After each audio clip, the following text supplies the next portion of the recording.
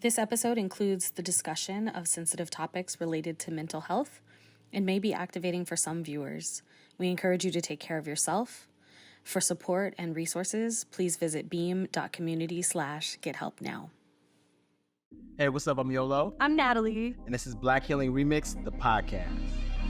This is our first episode. So, Black Healing Remixed, just to give y'all background and context, right? Honestly, several years ago, I was just thinking about all these conversations I was seeing around mental health. Mm-hmm. And I felt like so many of them were so corny, so fake, so surface level. And I was like, this ain't it.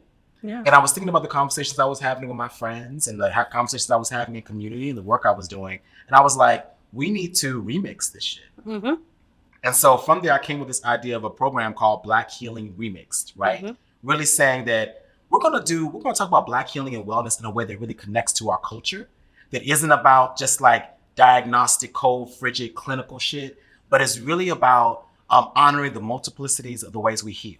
Yeah. The ways in which that shows up in our music, the ways it shows up in, gardening and Reiki and yoga and prayer and all those things, in art, in style. Mm-hmm. And so I wanted to create this program that really represented that and create a space for those things to happen.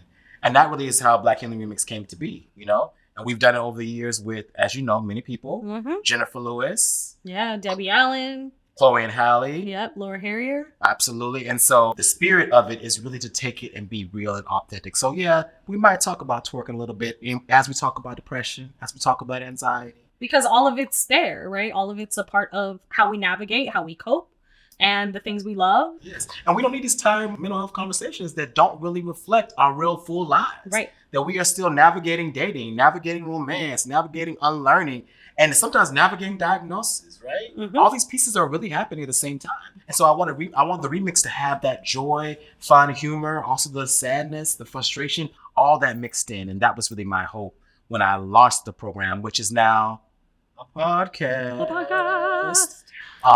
And that's what I want to carry and bring it here into the space.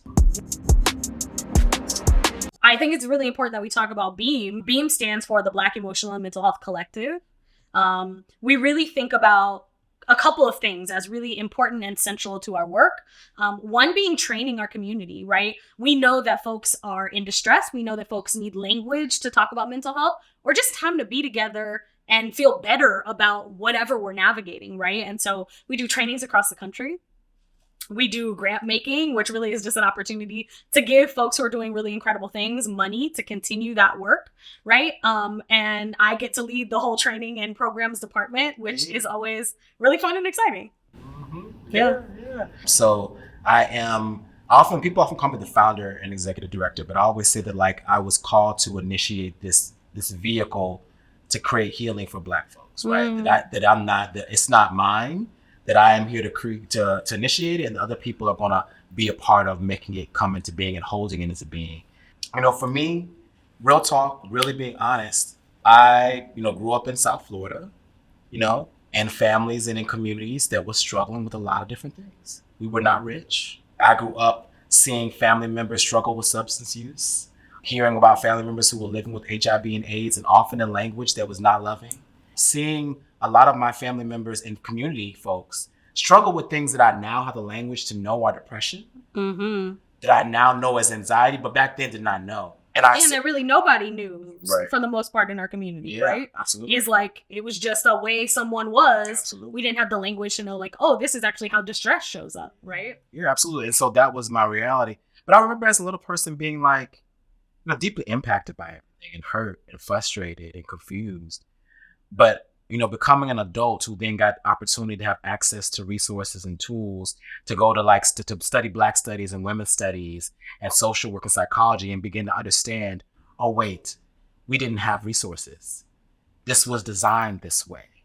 The mental health distress we were experiencing was from generations of distress, like really being able to see that, but also being able to see the beauty of like, oh, we did have healing modalities though, mm-hmm. because sit on the porch was a contemplative practice. Mm-hmm. Cooking them greens and certain meals were really nourishing to our spirit and our bodies, right? Gathering around a Sunday meal. Absolutely. Gardening, all these different healing things that we did. The Epsom salt that was on the side of our grandmother's tub. Tell it. Right? These are all ways that we coped, we strategized, we recovered we took a moment to pause. All of those things are part of it. And when we look into the world, we recognize that for Black folks, these are our traditions, right? These are the things folks pass down to us. But we also recognize the discrepancy between what the rest of the world would say, like, oh, here's a medical intervention, right? And we recognize that, like, but our folks survived. Yes, come on. Horrifying things, right? And so there had to be some tools, there had to be some skills and some brilliance in all of that. Come on and tell it. And I think that's a big part of my hope and wish for Beam, was to like not only like give us more resources and tools, but celebrate all the tools and resources that we've had, right? To celebrate that, like, when we were forcibly brought to this land, we brought with us rhythm, songs, herbs, different things to help ourselves heal. That we are not new to healing, because therapy and that's movement to make Black folks go to therapy is really new in the context of human Absolutely. history. Like, we're talking like the last 5 to 7 years, it's become a prominent conversation. So we had to have some kind of healing strategy, and we had it in the barbershops, in the salons. It wasn't always perfect, because no healing modality is. Right. But my hope for Beam was that it would also help us uplift ourselves and our strategies, and see the tools. Because sometimes I look at some of these psychological interventions, and I've actually, like, you know, facilitated like CDC effective behavioral health interventions, and realize I'm like, this is things that Black people actually already do already been there, like the practices that we have. But we also don't always have the name for it, right? And so we sometimes invalidate the practices that we actually have that are ours because we don't have a name for it. It's just the way we do things. Absolutely. And I really want to shift to, like, Natalie, how you came to be. Now, you are the director of training and programs. So Natalie's holding down everything, you know, making sure the trainings, the programs, the healing circles all go off without a hitch. But you also are a really powerful, beautiful human being who's had a journey that brought you along to being of your own healing and wellness. So I'm curious about how it connects.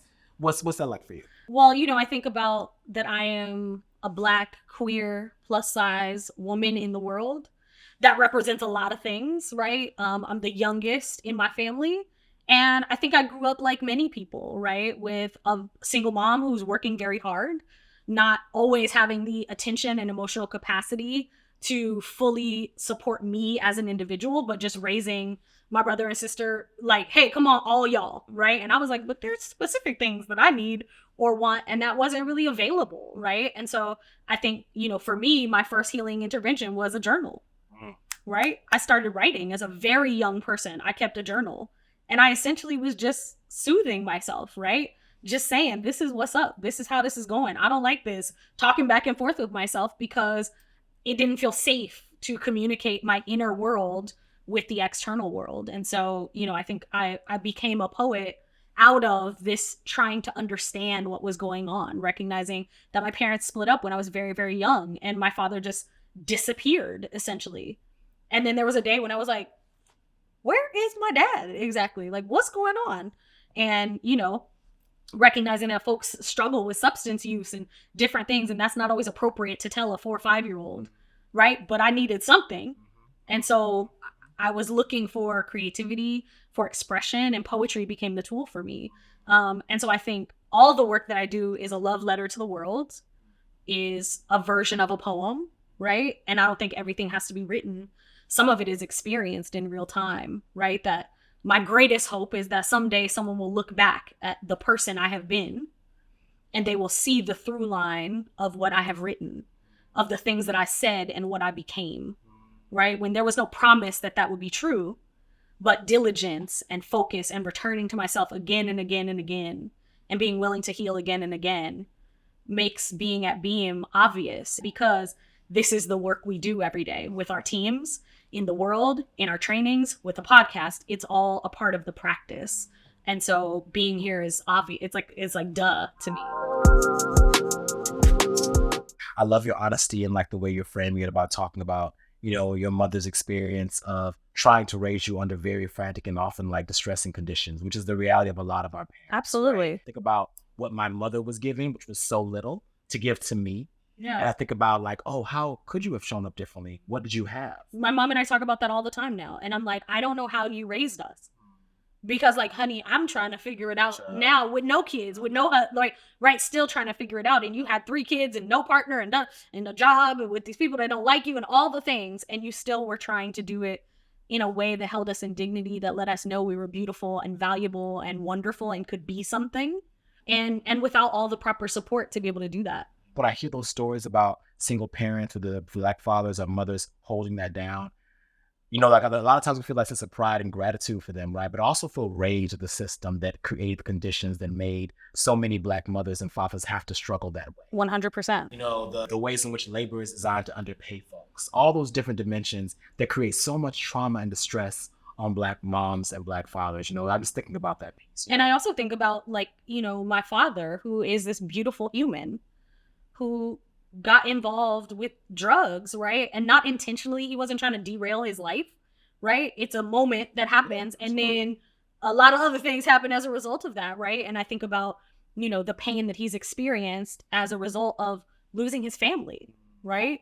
Of in the midst of, and in the 80s when, like, what kind of care were you going to get? What were you going to do if people were navigating really challenging things? There was nothing really you could do except try to save yourself, essentially, which is a lot about what my mom and I talk about, of like, she had to make choices to preserve us. And what did that do to my father? What did that do to her? What did that do to me? And there's damage everywhere, but also an immense amount of love and forgiveness and grace for that everybody's doing the best that they can.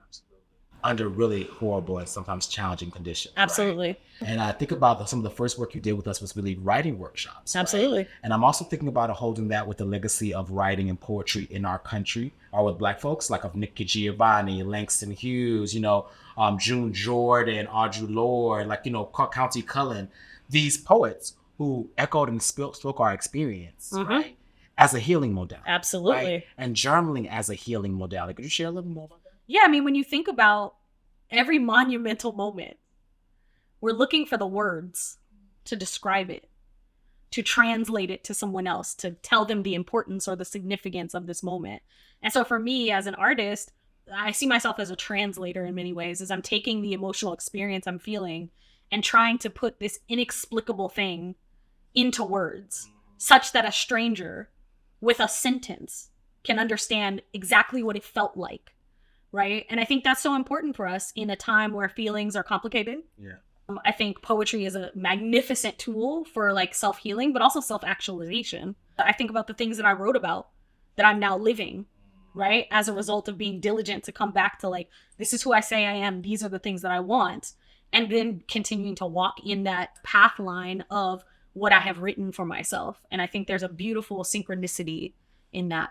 I love that. And I think even if we want to take it to that Western academic approach, you know, there's all this literature and evidence that shows that these practices actually have been proven to alleviate anxiety, right?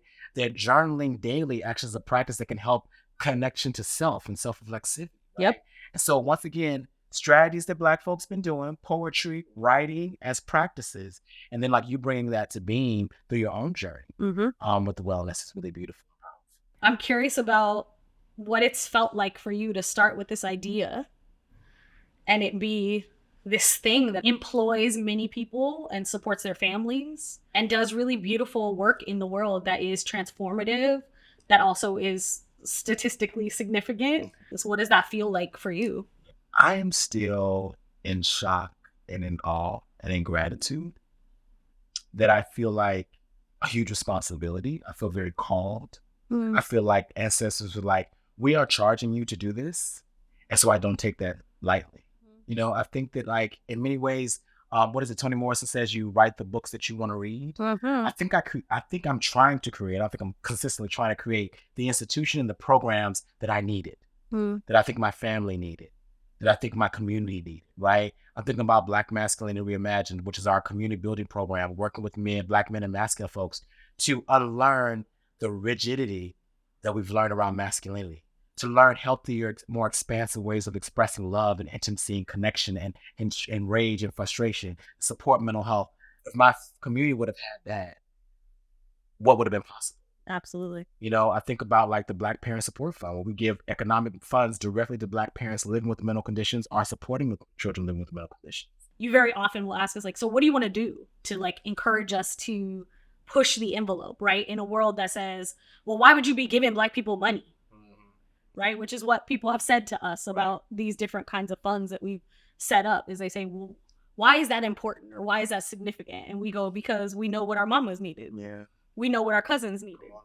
which was money, not just someone telling, like, right? We needed some dollars to get some groceries. We needed certain very specific things to move us forward. And sometimes the difference between liberation in the moment or feeling devastated is dollars. Absolutely. Because how can I heal if I don't have groceries and I don't have food? Right. How am I healing if I don't have lights?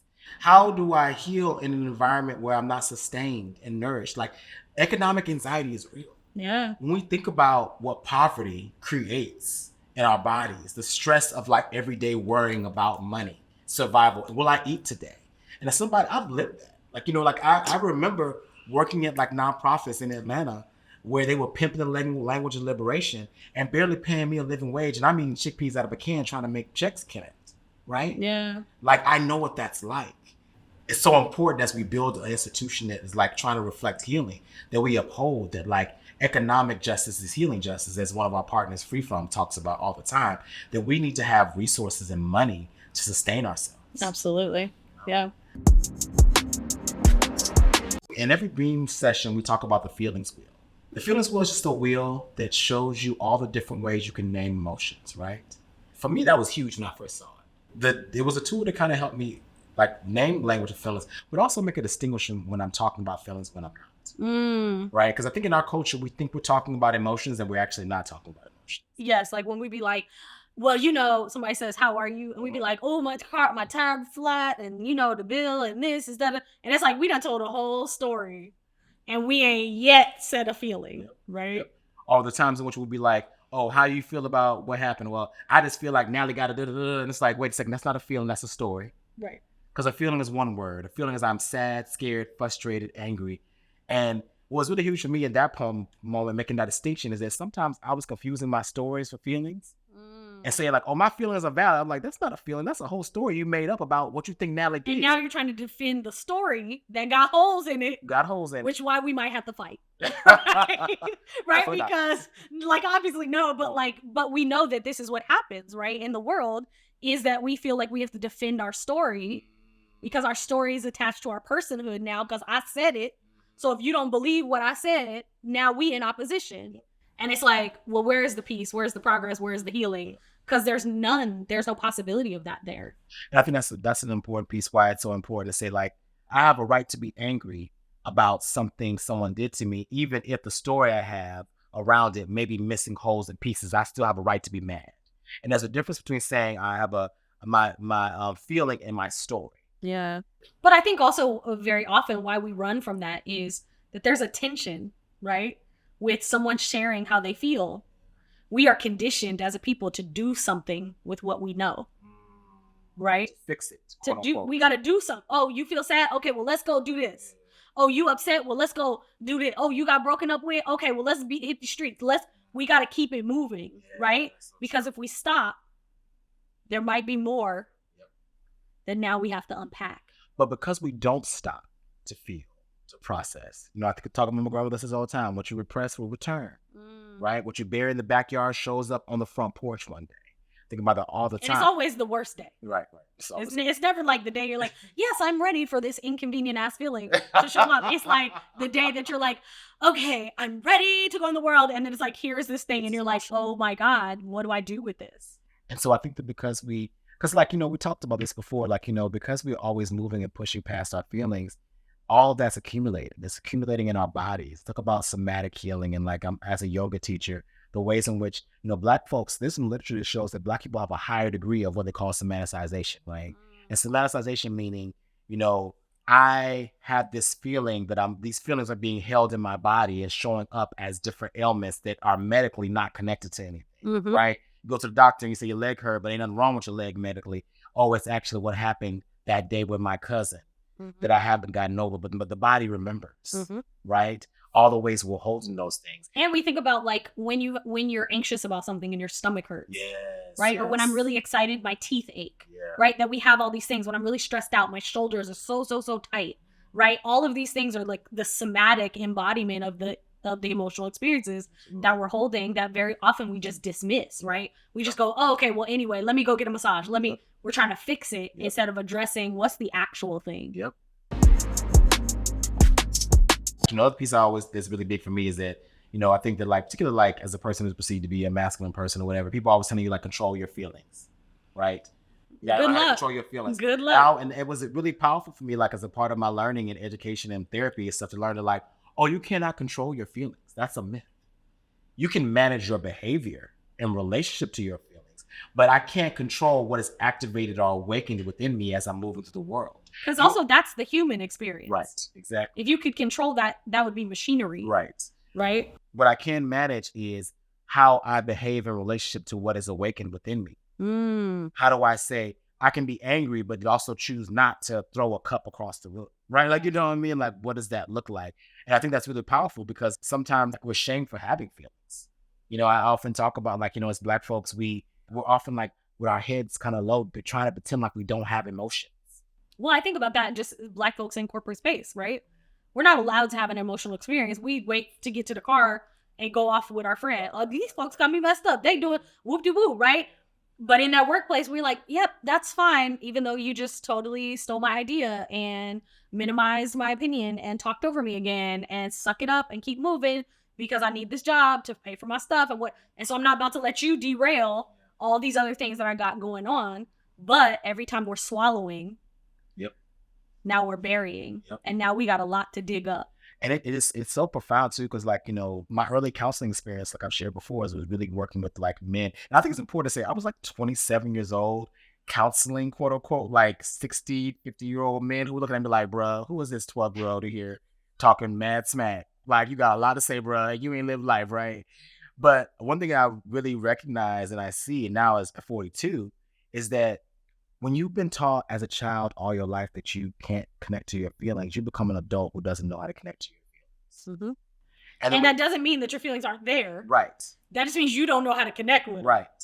And I see the ways in which that in our community has led to so many folks, men, women, other folks, like feeling isolated and lonely because you don't feel comfortable sharing or you can't connect to share, or are feeling like, suffering from depression and other things because there's all this that you don't want to. I hear people say all the time, like, I'm scared to turn the faucet on because if the faucet come on, I can't turn it on.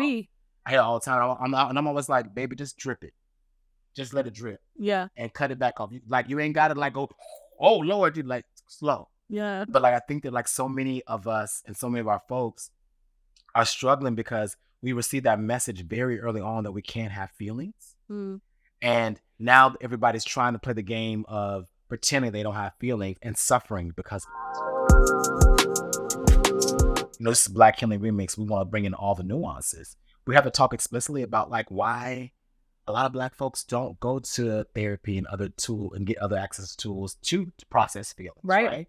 One thing that was so important to me to really hold when I was building Beam was to hold that Black folks continue to be and have been historically demonized, denigrated, abused, and harmed, and violated, and sometimes killed by the mental health industrial complex, which often looks like the prison industrial complex in our country. Oftentimes is the prison industrial complex now. Yeah. Like I often talk about that, like, most people's first experience with a therapist is actually not the Black woman with a great, big, well-lit office. Yeah. It's actually somebody who's overrun, who don't really care about what you got going, who got a whole bunch of file notes they got to do. Because I've been that case manager who has been in that situation, right? And so really like understanding that our fear of engaging psychiatry, of therapy is legitimately based in real trauma that is ongoing. I can tell you how many times I've been in community and someone's like, when I hear mental health, I think about my cousin who was taken away after he had an episode. Now he's in prison. He's been in prison forever. Right. And if we don't understand the whole, that is the reality, that like there's carceral systems that are not invested in care, but they're just invested in making money off of Black bodies inside of these institutions. If we don't hold that and challenge these systems to actually be about healing, we're missing the remix. Absolutely. The remix has to be about how do we create care systems that really are about care for our folks and not about, trying to make you a productive citizen or make you fix you or prescribing you or medicating you, right? What does that look like? And how do we also do that? We're also holding that medicine is needed sometimes. Absolutely. And can be extremely helpful for folks. Right? It's all the pieces. Yes. And I think that's what we do best is talk about the nuance, the detail, and kind of unearth and provide space to process that gently and lovingly, knowing that like just because we talk about a hard thing doesn't mean we have to like fall completely apart, right? That we can talk about it to the degree that we can. And so majority of our practices, all of them really, are consent based, right? That we will extend invitations and try things on. And some days I'd be like, oh, I ain't with a sacred pause. I don't want to take no breaths, right? And some days I'm like, child, I need a breath. I need a breath. Give me a breath, right? And recognizing that as we evolve and grow, so do the things we need to support us. And that's my greatest hope for all of us, right? Is that we find the right combination of things for us so that thriving becomes a real thing for us, not just an aspirational goal. Shay. Last piece I want to say is we're talking about this concept of healing justice, which is really important to me, right? It's not enough to just do healing work. It has to be within the context of understanding how misogyny and transphobia and homophobia and anti-Blackness really create mental health distress. Absolutely. Right? The ways in which we teach and communicate to trans folks that they're less than cisgender people. Mm-hmm. When you have been taught all your life that your life is not valuable, that you are something to be ridiculed, killed, violated without consequence, that has a consequence on your mental health. Absolutely. When as a queer child being taught every single day of my life that like, you know, being gay as quote unquote man is one of the most disgusting things you can be, that has an impact on your mental health. And so many Black gay men and Black gay women are struggling with that now. Mm-hmm. Struggling with being kicked out of home because they were taught by some religious institution that their child is not worthy of love because of who they are attracted to. And so understand that healing justice says we can't just be like, oh, it just missed that. We have to understand that there are systems and ideas that have communicated that certain people's lives are not valuable. And we have to dismantle those concepts to hold the eminence and worthiness of all human beings and create a society that centers healing and support for all people. Not just the white, cisgender, heterosexual people, not just the Black straight man, not just the Black straight woman, but all of us. And the realization that that's hard, that it's messy, mm-hmm. that it's imperfect, and will require diligence and healing practices and so much communication. And that's part of why I love healing justice, is because it says we doing all the things right now, all the time, right? Which is very Scorpio, right? We want to do all the stuff, right? And also learning how to pace ourselves, learning how to have grace for ourselves, hold ourselves in dignity, hold each other in dignity. It's a tall order. It's hard too, because like biggest part of my early work I remember is that trying to be kind to each other in the midst of our unlearning. Like Audre Lorde has this quote, which I'm probably going to mess up, but she says, when disagreeing with each other, we were often more vile with each other than the actual people who are the root cause of our problems. She talked about the ways in which Black movements in spaces where we were arguing and being nasty to each other as Black folks than to the white folks who actually built the institutions that are creating the problems. And that's how internalized anti-Blackness works, right? You're shaming people for being poor, not realizing that systems actually were designed to make them poor. And also right? not having the awareness, right, of the context of humans, systems, all the layers, right? We're just seeing this person doing this thing and going, well, why you don't get it together? Right. And I go, what's going on around them that has them in this predicament? Yes. Do they have water? Have they had a meal today? Yes. Right? Let's talk about all the things, not just the thing you're seeing in this moment. I think about Dr. Bruce Perry, who has a book with Oprah called What Happened to You, right? Mm. The whole premise of the book is really understanding that everybody we see, when we have that auntie who's really irritable, who's always in a bad mood, as opposed to being like, well, she just like that, or that she just nasty, thinking about what happened to auntie. What did auntie experience that's her state? What does she go through as a 60, 70-year-old Black woman? Every single what support needs to be present? Mm-hmm. You know, instead of thinking like, oh, just like laughing or diminishing people, thinking when we see someone who's struggling with what we now know is depression, or we call depression, thinking about what have they been through? What generationally have they been through? Or even not when people have a diagnosis, but just when we see people struggling. Absolutely.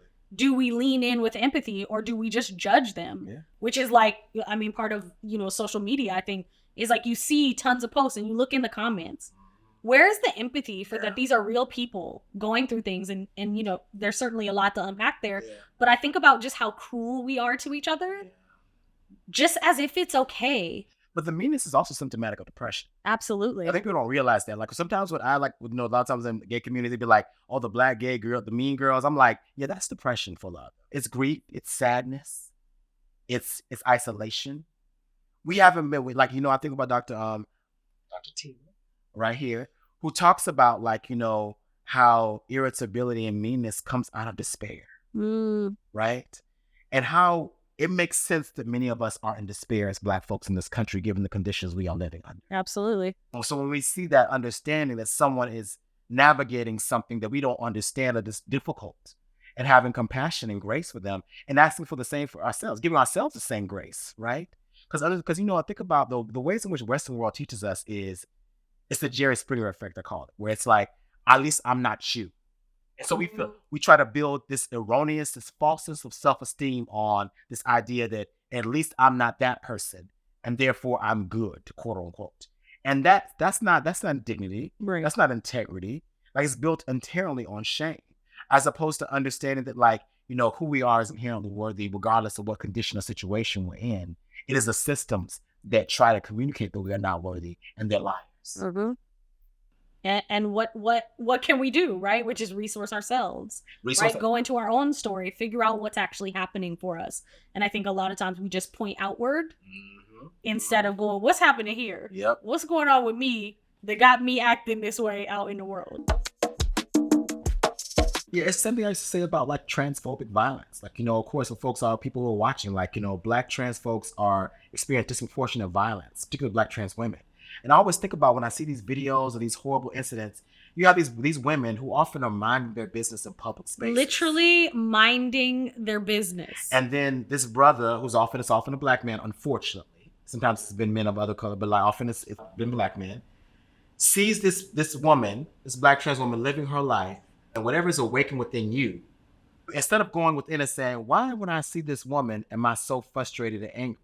Am I so mad that I am called to violence? What's happening? What's happening within me? The response is, let me destroy you so I don't have to feel that discomfort. Let me harm you. And what that comes from in many places is that gender is often socialized through violence. Yeah. That men learn this is the way to be a man by being slapped when your wrist is limp, by being cursed out or beat up when you're playing with the Barbie dolls and the My Little Ponies. So when you see somebody living outside of that construct, however you perceive it, someone that you might think is a certain gender, we're all trained to be the police of gender. Yeah. You got a pink shirt on. Why she being strong? And we devastate our mental health every day because we erode each other by policing these gender concepts, as opposed to being like, you got a pink shirt on. Good for you, bro. Also, why do we care? But it's about, that's how shame works. Yeah. It makes us feel like it's conformity. You got to conform to my vision of the world for me to feel comfortable. Because I need the psychological comfort of everything being like me. And when it's not like me, I need to denigrate it, destroy it, or dismiss it. The educator in me is always like, what's one thing that we can, like, identify in ourselves where we have to minimize somebody else to feel big? Because we all do it in some way. Yeah, it's true. Where is it showing up in our lives, in our actions? Maybe it's the small voice in our head where we talk to ourselves in a horrible way. So, woo! This is just giving y'all a little taste, y'all, a little tease of what we be doing, how we gonna be talking, what's gonna come up in the conversation. But we really want to invite you to this reflexive journey with us. Yeah, absolutely. And so as you listen to this episode, hopefully you've had some little things, gems maybe popped up in your head. Maybe you're thinking about how you are showing up in the world. We want to invite you to consider that. Maybe you spend 5 minutes journaling tonight. Yeah. Write the first thing that comes to your mind. Just let it all out. And honor that you are worthy of the practice, that it is valuable to invest in yourself. And that practice don't mean perfect. Yeah. We ain't got to nail it every time. Let's dispel the myth that we have to be perfect. Oh, yeah. Let's be a practicing people. That we are getting closer to who we want to be through practice and discipline, as opposed to needing to be perfect every single time. Yes. Let's practice being more loving. Let's practice being more compassionate, being better listeners, showing up for ourselves and each other with boundaries, with the generosity to the extent that we can. Let's practice, and let's just reimagine. Like, know that, like, Your wildest dream for what Black communities can look like could be possible. Your wildest dream for what life can look like for Black folks who might be living with mental conditions and those who don't can be possible. For that care, for that joy. Absolutely. We can do it. We are doing it now. And so I'm charging you as a watcher, as a listener right now, to reimagine your boldest, most luscious, most juiciest dream for love for our folks and go out and make the steps to make that possible. Even just one teeny tiny first step. Sure. Right? Because that's where it begins. We're so grateful to be in this conversation, to be in this moment where we get to interrogate, look at, think about the nuance of how mental health is showing up. Sure. So we're going to close with a little affirmation practice. Sometimes, like when we do an episode, we want to, just think about what's something we want to affirm after this conversation. What's something we want to hold for ourselves. And maybe you are thinking about what you want to affirm for yourself. Maybe something got activated within you. Now, I want to turn it to you. Mm-hmm. What's an affirmation that this conversation has brought to you that you want to hold? I'm sitting with that I am willing to grow even when it's uncomfortable. Because we can grow when it's comfortable, but I don't know if that's really growth. But I know that when we grow through something that really churns up something in us, there is so much beauty on the other side of that. And I'm here for that. I love that. Mine is, I will lean into the discomfort and let it lead me to love. Woo! I'm going to lean into the discomfort of those conversations with family members, partners that make me feel icky and yucky, and just be in the yuckiness and know that sometimes on the other side of that yuckiness, ickiness is the breakthrough, it's the growth, it's the love. Because that's the practice. That's the practice. It's the practice. I'm not going to run away from it. I'm going to lean into it. Okay. And lead me to love. Maybe Michael B. Jordan. Lord.